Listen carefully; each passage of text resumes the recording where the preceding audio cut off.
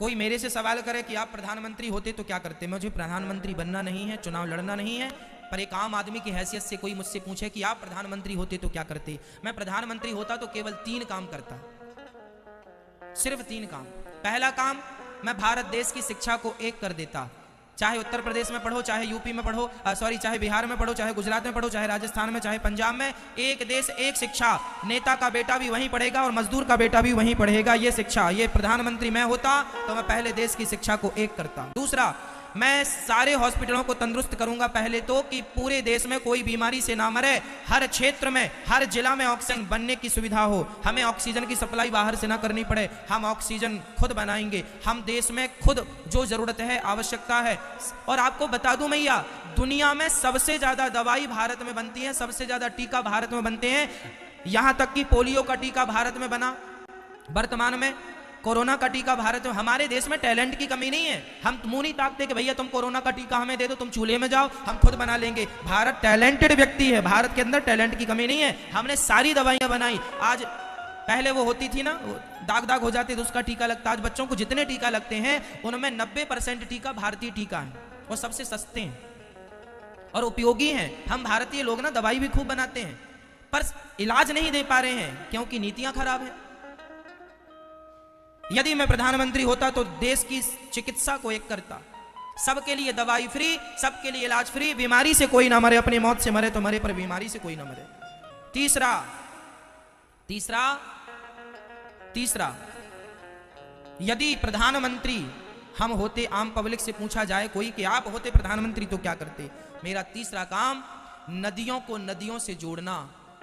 यदि आज नदियों को, बड़ी नदी को छोटी नदी से जोड़ दिया जाए तो जितना पानी बह के समुद्र में जाके खारा हो जाता है। छोटी नदी सूखी पड़ी है, बड़ी नदी का पानी बहता जा रहा है। अरे बड़ी नदी को छोटी नदी से जोड़ देने से, और छोटी को और छोटी से जोड़ देने से, और छोटी को और छोटी नदी से जोड़ देने से क्या होगा कि भारत में फसल ज्यादा होगी। आज जहां पानी है वहां का किसान तो सुखी है, पर जहां पानी नहीं है वहां का किसान आत्महत्या कर लेता है पानी ना होने के कारण। इसलिए यदि नदियों को नदियों से जोड़ दिया जाए तो लाखों किसानों का फायदा होगा, और जो पानी का लेवल नीचे चला गया, पानी का स्तर, वह पानी ऊपर आ जाएगा और पानी की समस्याएं खत्म हो जाएंगी और देश को पानी मिल जाएगा। आज हमारे भारत में बहुत सारे जिला ऐसे हैं जिसमें चेन्नई का नाम सबसे आगे है कि वो सूख गई है, 2000 फीट नीचे भी पानी नहीं है। कल को आपके शहर की बारी है जहां खोदने से पानी नहीं होगा। कल आपके पास पैसा बहुत होगा मेरी माँ, पानी नहीं होगा। आज 20 रुपए लीटर पानी बिकता है और अच्छा पानी 50 रुपए लीटर बिकता है। वो दिन दूर नहीं जब 1000 रुपए लीटर पानी बिकेगा। यदि आज नहीं जाके नदियों को नदियों से नहीं जोड़ा, पानी नहीं बचाया, तालाबों का संरक्षण नहीं किया, तो वो दिन दूर नहीं जब 1000 रुपए लीटर तुम पानी पियोगे और तुम्हारी औलाद तुम्हें गाली देगी कि हमारे देश के हमारे माँ बाप ने क्या किया, पानी तक नहीं बचाया। आने वाला भारत प्यासा रहेगा यदि आज नहीं जागे तो। इस जल संरक्षण के साथ साथ वृक्षों का संरक्षण, जंगलों का संरक्षण जरूरी है, ताकि हमें, आप बताइए, आपको बहुत पैसा चाहिए या शुद्ध हवा चाहिए? बोलो। कल को आपकी जान पर बन पड़ेगी तो पैसा काम नहीं आएगा। अभी कोरोना काल में सबके पैसे धरे के धरे रह गए, ऑक्सीजन भी नहीं मिली। ये पैसा सब कुछ नहीं है मेरी माँ, जिंदगी सब कुछ है, हवा सब कुछ है। इसलिए भारतीयों को शुद्ध हवा मिलनी चाहिए, और शुद्ध हवा तब मिलेगी जब जंगलों का संरक्षण होगा, जंगल बचेंगे, वृक्ष लगाए जाएंगे। रोड के नाम पे करोड़ों वृक्ष काटे जाते हैं, बताओ लगाए कितने जाते हैं? जल में वृक्ष भी आ गए, प्रकृति, चिकित्सा और शिक्षा। पहले हमें इनमें काम करना चाहिए, जरूरत है इन चीजों की। बताओ आज देश को इन 3 मुद्दों की जरूरत है कि नहीं? 3 कामों की जरूरत है कि नहीं? पर कोई भी सरकार अपनी सरकार बनाने के लिए इन 3 में से एक भी चीज ऐड नहीं करती। चाहिए ना कि ये चीजें हों, तब देश समृद्धवान बनेगा। आज इन्हीं चीजों पर तो अमेरिका ने काम किया है, तो आज वो संयुक्त राष्ट्र बन के बैठा है। आज इन्हीं चीजों में तो जापान ने काम किया है, तो वह सबसे पावरफुल बन के बैठा है।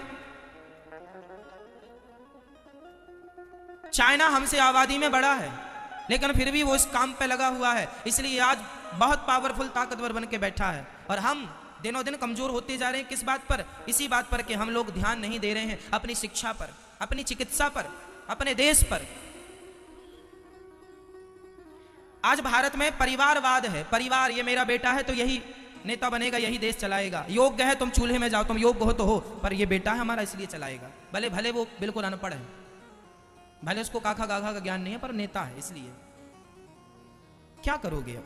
चलो हम तो आपको भागवत सुनाए। ये तो देश की बातें हैं मैया, ये तो मेरी चिंता है कि मेरा देश समृद्धवान बने। मैं चाहता हूं कि आप पढ़े लिखे हो, मैं चाहता हूं आपके घर भी कभी चूल्हा ना बुझे, मैं चाहता हूं कि आपके पास भी एक गाड़ी हो, मैं चाहता हूं कि भारत के मजदूर के पास भी कम से कम एक खुद का घर हो, खुद की गाड़ी हो, खुद के लिए बढ़िया पहनने के कपड़े हो, खुद शिक्षित हो। मैं ये चाहता हूं गरीब से गरीब आदमी शिक्षित हो। मेरा भारत तब समृद्धवान बनेगा जब 135 करोड़ लोग समृद्धवान बनेंगे। गरीबी बहुत देखी है माँ, बहुत गरीब है मेरा देश। आज भी लोगों के पास खाने को रोटियां नहीं है। कुछ लोगों के यहाँ कुत्ते बिस्किट खा रहे हैं, और कुछ लोगों के यहाँ बच्चों को खाने को रोटियां नहीं। बहुत दर्द आप लोगों में पता नहीं किस किस ने देखी गरीबी। मैंने बहुत नज़दीक से देखी है, मैं बहुत करीब से जानता हूँ गरीबी का दर्द क्या होता है। इसलिए मुझे चिंता रहती है कि कब मेरा देश, सबके घर में कब गाड़ी होगी, सबके घर में कब खुद का घर होगा, सबके घर की खुद की छाया, खुद का सब कुछ होगा, सब सुखी हो, समृद्धवान। सर्वे भवन्तु सुखिनः सर्वे सन्तु निरामया, सब सुखी रहें, सब निरोगी रहें।